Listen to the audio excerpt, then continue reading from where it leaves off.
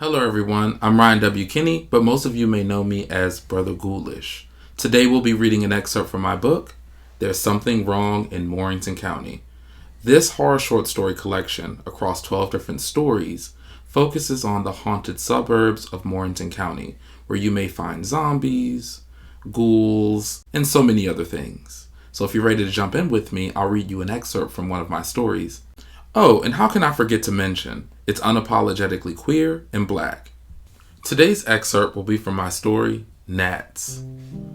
Thomas waved away a gnat, like his bad feelings for the new house. Well, not the house itself per se, it was a lovely rancher, but the awful bit of dread he felt after his first night.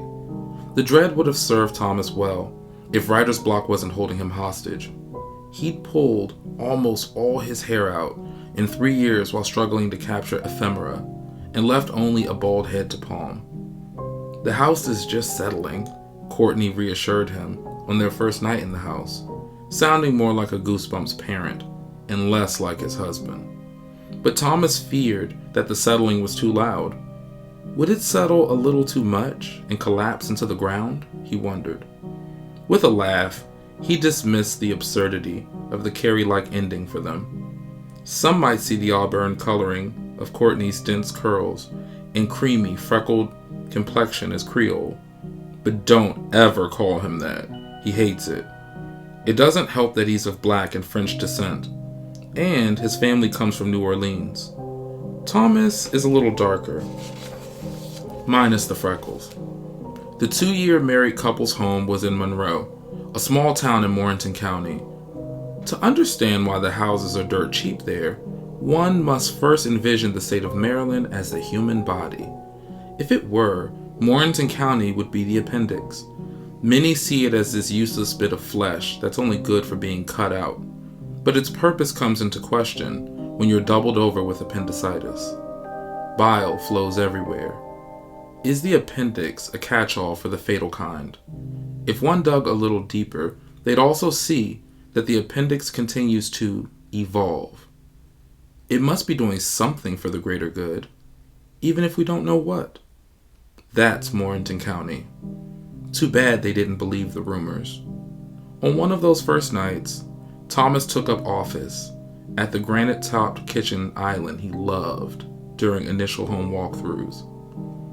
Courtney, a caseworker who needed to report in early, had long since retired to the bedroom. Smack! Thomas crushed a gnat on the countertop. Ugh, he groaned, sauntering towards the box of yet unpacked cleaning supplies. Smack! He flattened another against the wall. They didn't see any little buggers during the home buying process or move. Granted, it was the middle of June and humid outside. Where are they coming from? Thomas asked himself and headed to the sink to check the drain. The island's shadow appeared to oscillate in his periphery. When he looked head-on, he gasped. A massive cloud of gnats covered every inch of the ground where the shadow was. The mass's heaving made it look alive, like it was breathing.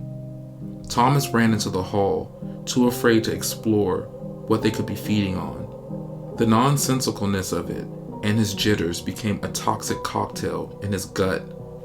The first thing the following day, he picked up bug spray and a gnat trap from the local hardware store. That night, he started writing in bed.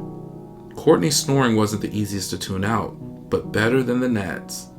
Thomas was tempted to tell Courtney about the bizarre occurrence, as the Count's shadow lurched for Renfield, on their watch of Bram Stoker's Dracula a few nights later. What do you think the shadow is? Was all that Thomas mustered. The ego.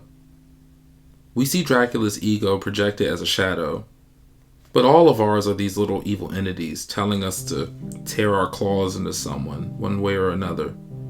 Egos house our dark desires. And poor Renfield? Dracula's ego, shadow, dark desires, whatever, is literally written on the wall. Courtney rapped in a laugh as he reached for more popcorn. But it's in his periphery because he's too focused on the fear, Thomas concluded, swatting away another gnat. "They've gotten really bad," Thomas said as he awkwardly squashed one on Courtney's chest while straddling him that night.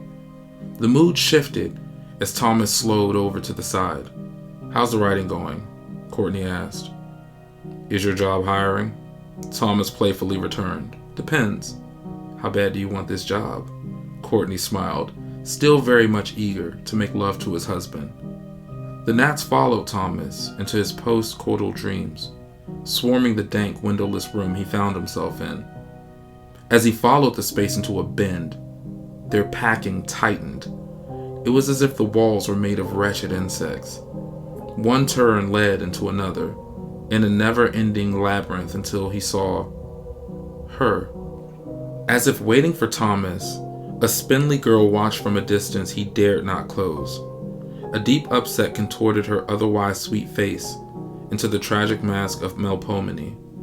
The curdled milk coloring of her irises ultimately led Thomas to consider her a spirit. That and her broken body let him know that she wasn't of the living.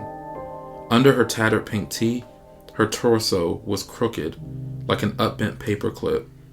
Had she broken her back crawling up from the grave, Thomas wondered. If she had, it would explain how filthy she was, and her god-awful stench. I hope you enjoyed that as much as I did. If you're interested in figuring out how Thomas fares against the crooked girl, you can buy There's Something Wrong in Morrington County on Amazon.com. And just a reminder, this is just one of 12 stories, each one having a different queer lead of color, facing a different horror. And let's just say that Thomas and Courtney might be the lucky ones.